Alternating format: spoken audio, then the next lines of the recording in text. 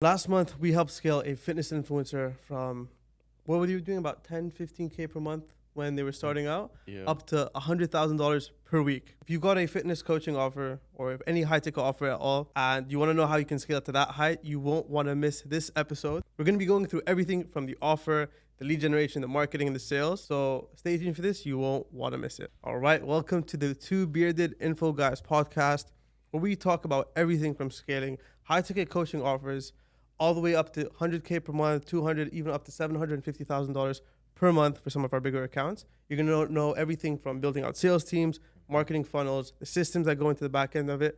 So this is the first episode we're doing together, and it's an exciting one because this is the one that really put everything into perspective with the amount of scale we were able to bring this fitness coaching to.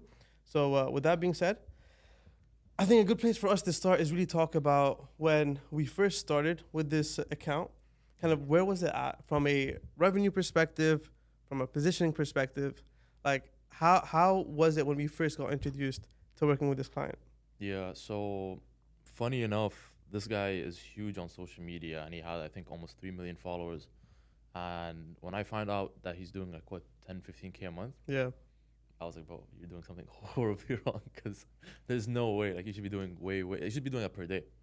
So we started chatting with him and we quickly found out basically the reason why they're doing 10 to 15K a month is because you had someone who's really good at content managing a sales team when he knows nothing about sales or marketing or systems. Mm-hmm. And that was the outcome. He was making zero money, right? So he had like, I think 10 closes at the time. None of them had anywhere near enough leads to even pass around to 10 closers. None of the closers even had sales experience. There was no CRM, there was no systems, there was literally nothing in place. It was just his brand name. So once we figured that out, we're like, all right, bro, we need a lot of changes and there's a lot of work that's going to go into this. But that was the good part because we knew there was so much potential. Mm-hmm. We just needed the right foundation.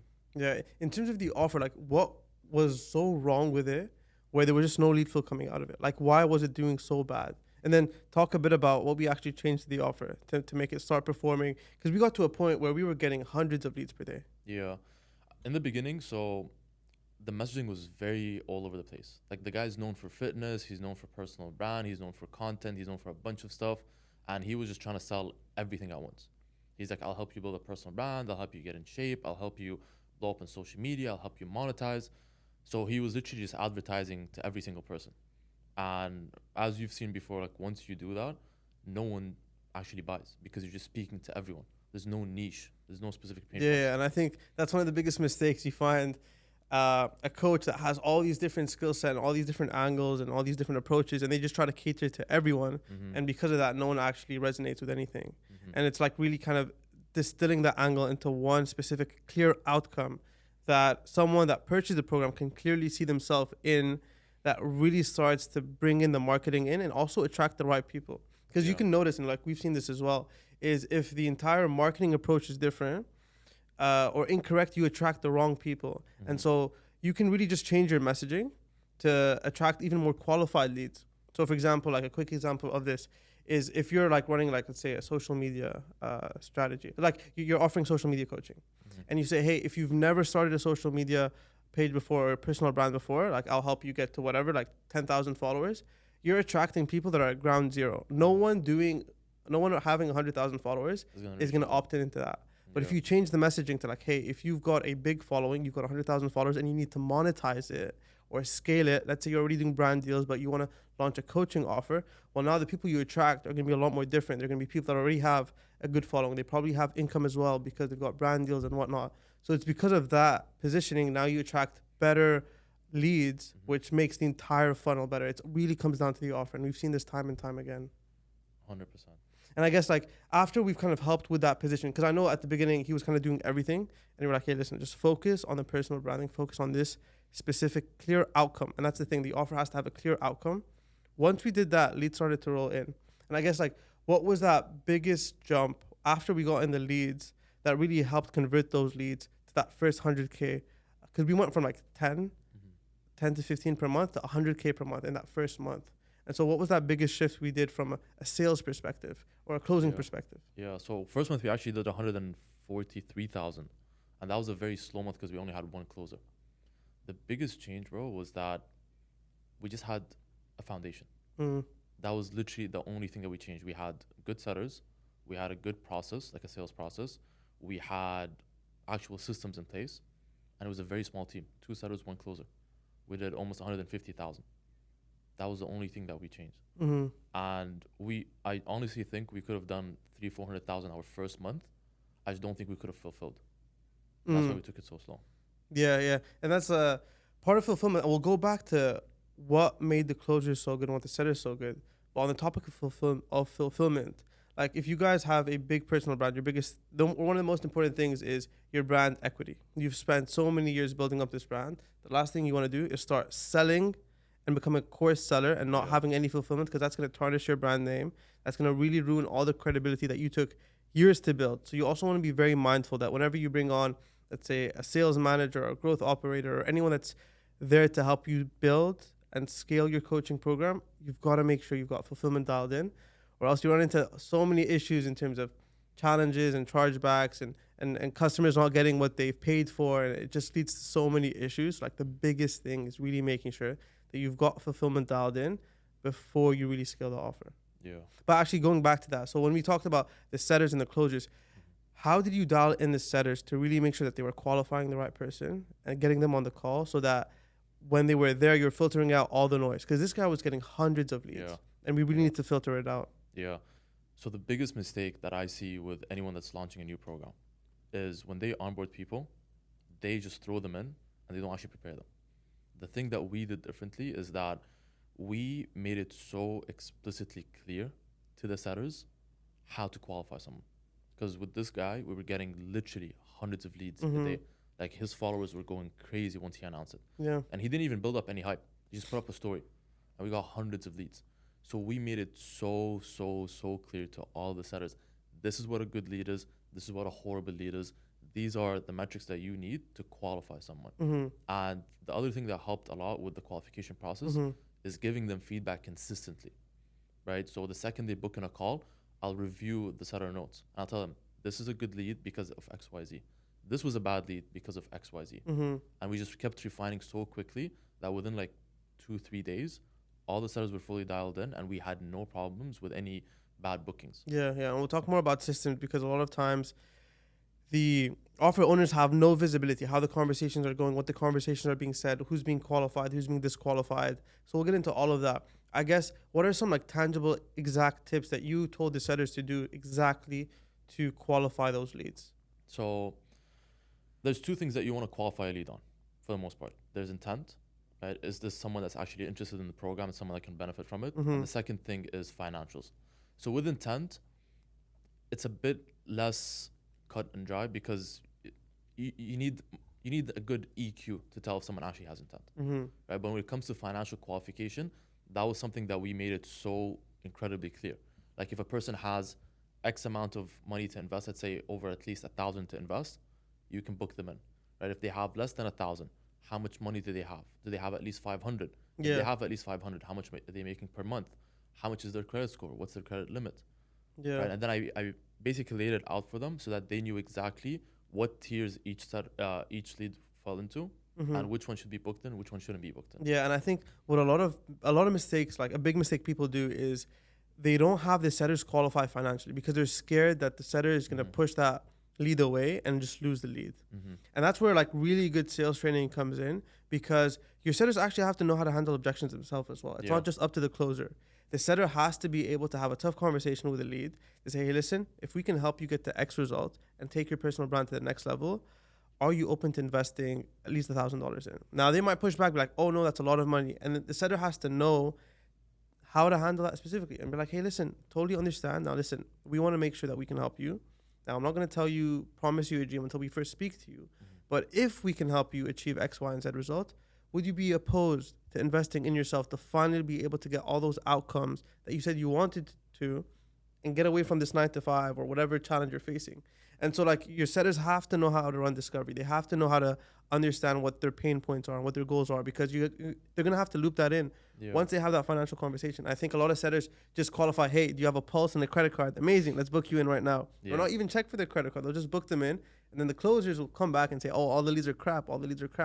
but the setters need to know how to qualify properly. Yeah, and you actually brought up something that's so important because this was just one change that we made that increased our cash collected by 40% without doing anything else differently, which is that I actually started bringing my setters to the closer trainings. The reason why I did that was because I wanted to teach them how to pre-handle objections. Because one thing that I noticed when I was reviewing my setter calls is that, let's say a lead says something like, oh, you know what, I'm interested, but I just don't know if it's going to work for me. What most setters do is they just disqualify them. Oh, you know what, he's not bought in, let me just end the call.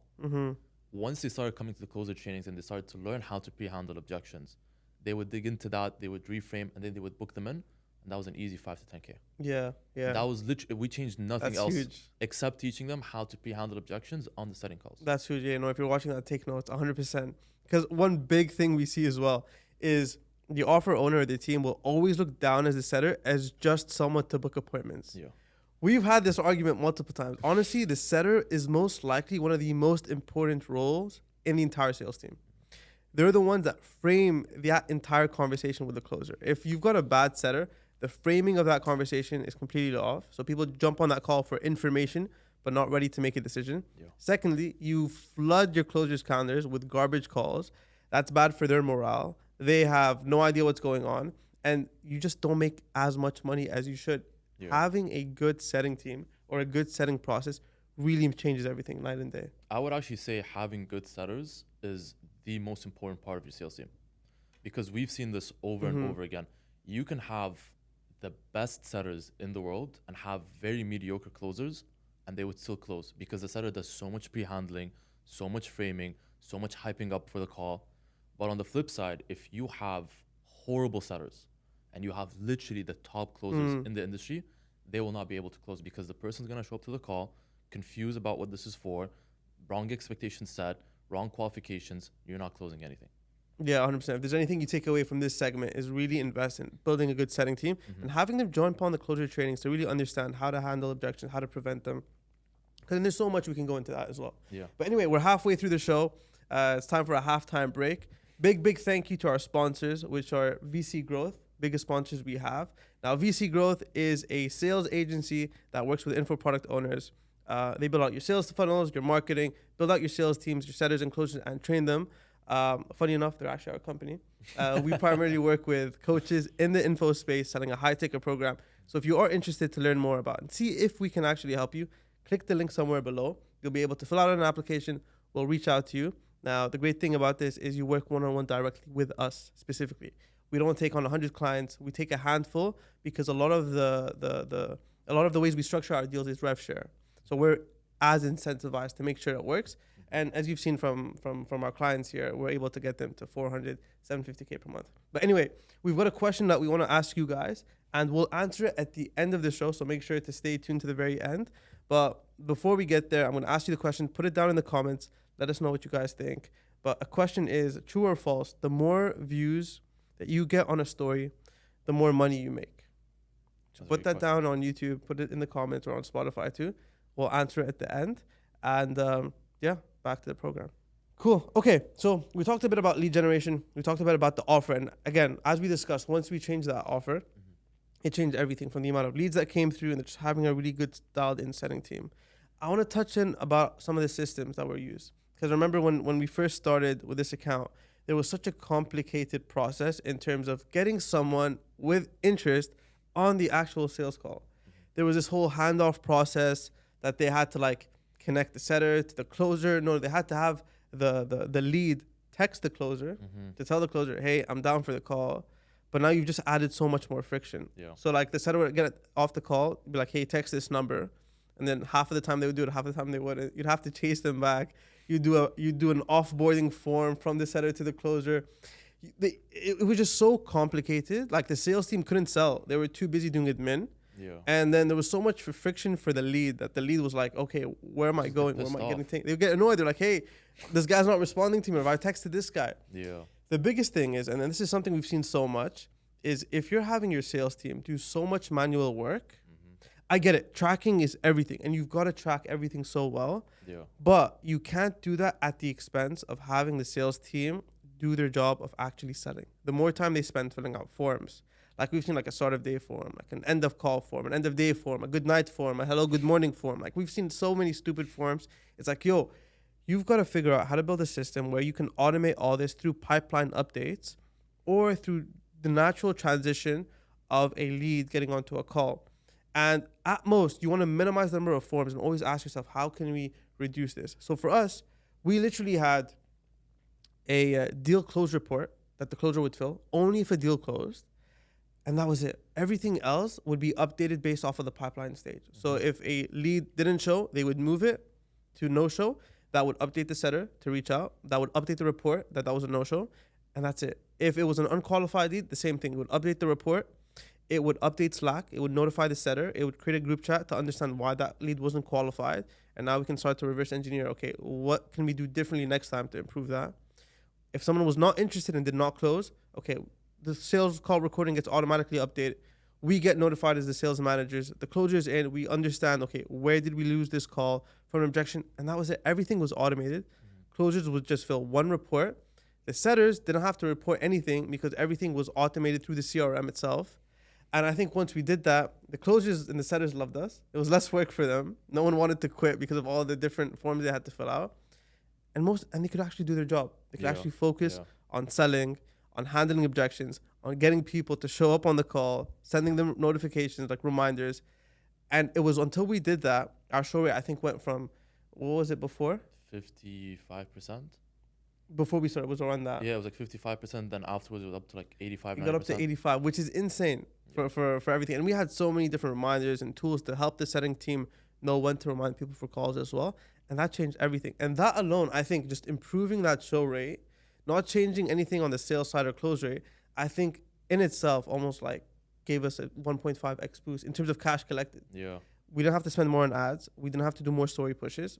Just increasing that show rate changed everything. Just took more calls. Exactly. Yeah. And like I know you were working with the sales team in hand there. What did they think of the new systems after kind of it was rolled out and like how their morale changed once everything was rolled out too? So it's funny you bring that up because this small change that we did actually was, so let me explain something, right? This one change that we did was the biggest thing that helped with retention with the team. And it's literally just reducing the admin work, bro. Yeah. That was it. Because one of our clients, and I think you remember who I'm talking about, we would onboard someone and there was so much onboarding and SOPs that they had to go through that the average retention was about 4 days. I would literally do everything I can to get the best talent in the industry, would have incredible comp plans, make sure their calendars are packed, but they would join, they would go through so many SOPs, they would literally just text me like, yo bro, I love you, I want to work with you, but I am not staying here. I have a VA pinging me every 20 minutes. I have 16 million forms I need to fill out. I'm not doing this. The money's not worth it. And we just removed all of that stuff. And guess what? No one left. Yeah. Surprise. Yeah. And the biggest thing with good sales reps, like if you want like the top talent, let them sell, let them do their job. Make your life easy. If you got all these different forms, even if their money is good and the comp plan is good, if they have the headache of, okay, having to like take 6 to 8 calls a day, plus another 3 hours of admin after, it's like, yo, this is not worth it for me. Yeah. I'd rather do something else. Yeah. And I think the reporting was actually a lot more accurate too, because sales reps and setters will like fill the reports and just put random numbers and whatever. So as long as you have to rely on input from like your setters and closers, we know this. Everyone's biased. Like if someone has a bad call, they're not gonna want to tell you it was a bad call. You need the report to tell you it was a bad call, because everyone's gonna say, "Oh, the lead wasn't qualified. The lead wasn't qualified." Like that's their go-to thing. And then if that happens, it's like, okay, we've got the closures bias. So is this actually what happened, or was it not what happened? And I think just automating everything makes everyone's life easier, keeps the team like in a good spot. Everyone's just focusing on selling, generating cash flow, making money, and no one has to worry about all this admin stuff that's happening in the background. Beautiful. Now, I want to kind of touch on some of the sales training aspect, because I remember when you were focused a lot on like kind of training the closers and getting them up to KPIs. What was some of the biggest mistakes you saw that the closers were doing on their sales calls? And then what kind of tips did you give them to kind of help boost that up? So when it comes to mistakes that your closers make on an offer, from my experience, most of the mistakes come from a lack of product knowledge. So if you teach a good closer what the offer is, right? You teach them who the target audience is, what their main pain points are, what are the actual deliverables and the value prop that we provide with the offer, you eliminate 90% of the mistakes that your closers make. And one thing that we started focusing on a lot more is just once we onboard someone, we walk them through our processes, we make sure they're good, but we put such a heavy emphasis on product knowledge that once they start taking calls, they don't really mess up anymore. And in the beginning, we didn't actually know this, which is why we had a slower ramp up period. But once we implemented that, everything was fine. And to answer your question, or the second part of your question, when it comes to tips for training your team, from what I've seen, some people are very structured with the trainings. 2 times a week, Tuesday, Thursday, 3 p.m., whatever. That's it.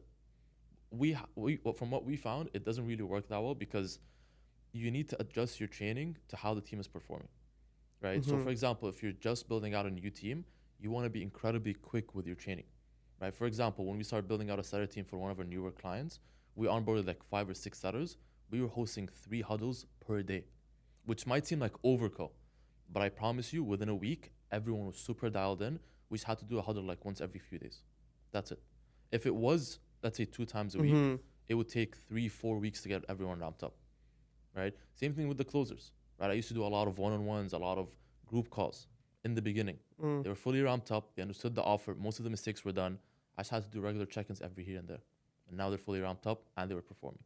Yeah. No, I think that was a really, really good point. And like another thing I think we focus a lot on is showing like client wins.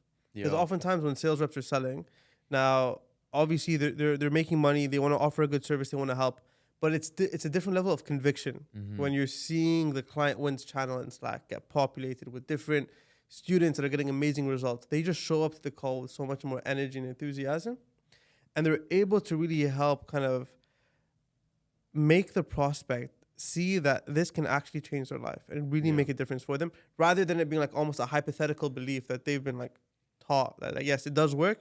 Seeing it is always better than like hearing about it. Yeah. And I think once they've started to see some of the wins and how fast people were growing their followers, and like one of them having one of the biggest brand deals ever, like the youngest, we can't disclose a lot, but he was the youngest fitness influencer that was part of a very, very big like 9-figure e-commerce brand.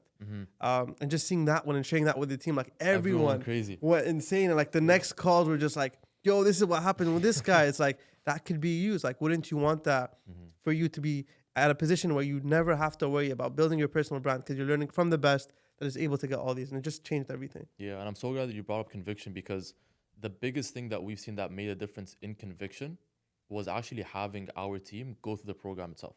They don't have to fully go through the program and actually do the full thing, but just, for example, just book an onboarding call with the coach. See how he talks to the clients, right? Show up to the group calls, go through the course material. Get a sense of what we're actually offering. And if you have a good offer, I promise you, your conviction will go up so much more and they will close at a much higher rate. And the biggest change that we've seen is that they push for the sale a lot more. Yeah. Because before they were just a closer, right? Let me just try to close this guy. Now they actually believe in the product. They don't want to just close someone. They want to genuinely help them. Yeah, absolutely. Closer just went up by a stupid amount just by having them go through the program, at least partially. Yeah. I think like what was our average close rate? Like that period where we were working, we were doing like 100K per week. It got to a point where I think we were on like 70, 65%, 70% in the close rate, which is insane for the offer that we were selling. And that's something else in terms of like selling your offer. You want to have as much flexibility as well in terms of in terms of the variety you can give your closers from a payment perspective. Yes. Because I've seen offers as well, like they'll just give them one payment link and it'll be through one payment processor and that's it. If the payment processor doesn't work or they don't get approved for anything, they can't do anything on the call. They've got to do a second follow-up. Or if they can't pay that full amount, again, they're also screwed. Yeah. And so like something we gave, and I remember that it was like a Google Doc of like 30 different payment links across 2 different payment processors. So like your closer had everything they needed that they could get some sort of commitment, whether it be a deposit, a pay plan, whether it's a 2-pay, a 3-pay, different payment processors to really diversify risk. And I think diversifying risk is so important, because if you just use one payment processor and let's say you collect 300,000 in that month, if anything were to happen to that payment processor, you're screwed. You're finished. You're done. So you've got to diversify where your income is coming from. And at the same time, it gives you leverage in terms of negotiating processing fees. So if you're processing a lot through one processor over another and the fees are a lot higher, you got room to negotiate now. Yeah. You can say, hey, I'll just use this company or that company. And we had that happen with one of our clients who actually lost $150,000 because he was just using one payment processor. And we kept telling him, like, listen, man, the program's doing good, service delivery is fine, but I promise you having another payment processor is just going to protect you. But he's like, oh, but the other payment processor has very high fees. And like, we don't have to push it as much, but it's good to have as a backup. And he didn't listen. And then guess what? The payment processor that we were using got fried. So now he went from having, let's say, 90%, 95% of the payments through that payment processor to now having 0% because it literally locked up all of his money just because he didn't want to open up another payment processor. Yeah, absolutely. Well, yo, we covered a lot. We want to keep these episodes 30 minutes in length so you guys can like bite-size information, like get everything you need and not have to spend an hour to get everything. Just to recap, we went through the offer, the importance of how you can just position one clear outcome for your audience and know exactly what they need to get out of it. We went through the lead generation process. So in terms of getting the setters to, and arguably probably the most important role in your sales team, to qualify, to pre-handle objections. We went over the systems in place. So really making sure that you've got proper systems where you're not doing 3 hours of admin work. You're not spending days trying to remember, okay, that call was about this or that, and then just having delays in reports. We went over sales training, the importance of making sure that not just understanding how to sell, which is crucial, but also understanding product knowledge. Like and that's going to help you with all the dispute issues you run into and all the false expectations. Like, yes, as a sales rep, you can close anything. You can sell anything. If you've got the skill set, you don't need to know much about the product, but it doesn't mean you shouldn't. Yeah. It's very, very important to still know about the product, know what you're selling to avoid any challenges. And especially if you've got a big audience, you don't want to ruin your brand reputation. Yeah, and that's actually, I'm glad you brought that up because that's actually one of the biggest misconceptions that offer owners have about sales, which is that when you close a deal, you don't stop selling. That's actually when you start properly selling. Because now they've paid a lot of money. They're probably very fearful, very nervous. Right? If there's that misaligned expectations between what the closer promised and the actual program, the person's going to freak out. They're going to start disputing. So once you close the deal, you want to teach your closers that that's when the selling actually starts, right? Set very clear expectations. Make sure the onboarding process is very quick, right? Don't have them book the onboarding call a week out. Right? And actually have them go through an incredibly warm experience the second they buy. Exactly, because you got to keep in mind, if someone's putting up a few $1,000s out and they get nothing in return for a week, that's going to scare them. The faster you can get them on that onboarding call, the faster you can get them a win, that's going to make everything so much better. That's going to make everything so much better. Beautiful. Any final thoughts before we wrap up? No. Beautiful. So I think we covered a lot here. So again, if you guys are interested in growing your offer, click the link below. You're going to see an application to apply with us. And with that being said, hope this was beneficial, and we'll see you guys in the next episode.